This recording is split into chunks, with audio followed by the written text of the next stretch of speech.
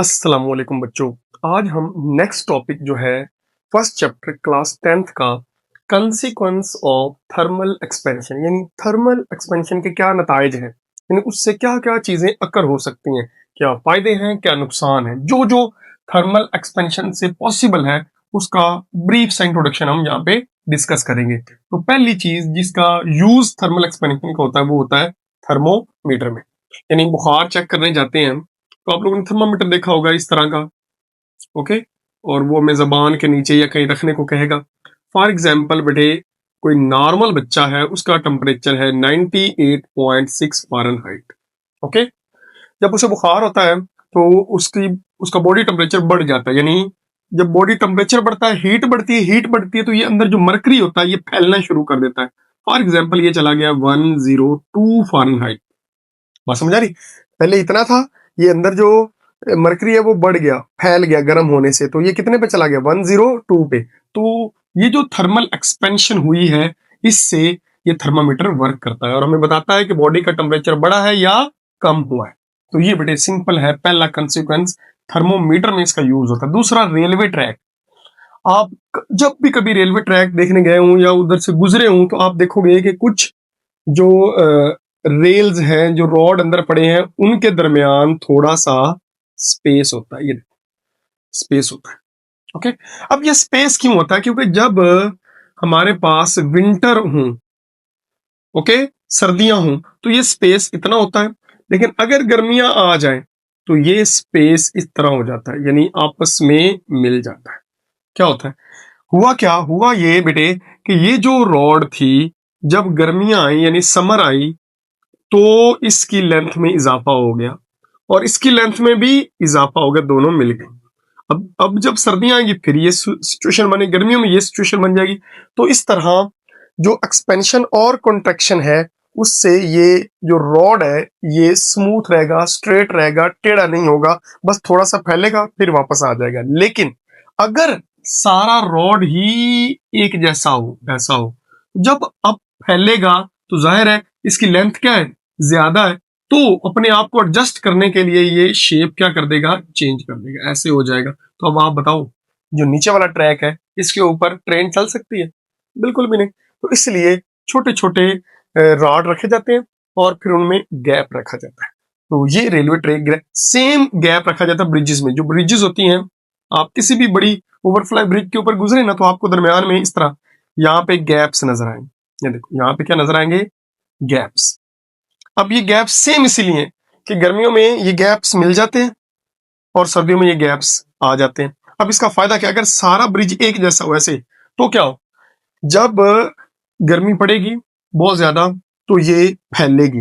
अब फैलेगी तो क्या करेगी? अगर तो गैप है तो फिर तो नेचुरल, मतलब उसे फैलने की जरूरत नहीं है, लेकिन अगर गैप नहीं रखे हुए, ये नहीं रखे हुए, तो इसमें क्रैक्स आना शुरू हो जाएंगे, यानी खुद ब खुद ब्रिज दरमियान में गैप पैदा करेगी। तो उससे बेहतर है कि पहले ही गैप रख दिए जाए ताकि एक्सपेंशन से उसको नुकसान ना हो। उसके बाद मेटल लिड। कुछ बोतलें होती हैं, जार होते हैं शीशे के बने हुए, उनके ऊपर जो मेटल का ढक्कन होता है, मेटल का, अब अगर वो ढक्कन नहीं उतर रहा तो आप थोड़ी देर के लिए उस ढक्कन को हॉट वाटर के अंदर रखो।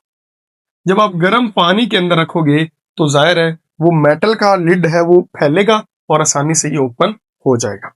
इसके बाद नेक्स्ट आता है गैस कंटेनर्स। बड़े बड़े गैस कंटेनर्स होते हैं, उनको जब हम हाई टेम्परेचर यानी सन के नीचे रखते हैं तो हीट बढ़ती है, टेम्परेचर बढ़ता है, उससे हीट बढ़ती है, हीट से उसका प्रेशर क्या हो जाता है, बढ़ जाता है। बस समझ आई? यानी फॉर एग्जाम्पल ये हमारे पास एक कंटेनर है, इसको हम हीट के अंदर रखते हैं तो इसके अंदर मॉलिक्यूल्स की मोशन बढ़ जाती है और दीवारों पर वो प्रेशर लगाते हैं तो उससे उसके ब्लास्ट होने के चांस बढ़ जाते हैं। समझ आ रही? तो गैस कंटेनर को जो इंटेंस हीट है उससे बचाना चाहिए, ये इसका मतलब है। Pipes and plumbing. बेटे हमारे पास एक पाइप है, इसकी मैं वीडियो भी लगा दूंगा, उसमें गर्म पानी मूव कर रहा है, मेटल का है या कोई भी पाइप है, ये मूव कर रहा है। तो जब इसमें गर्म पानी मूव करता है तो ये फैलता है।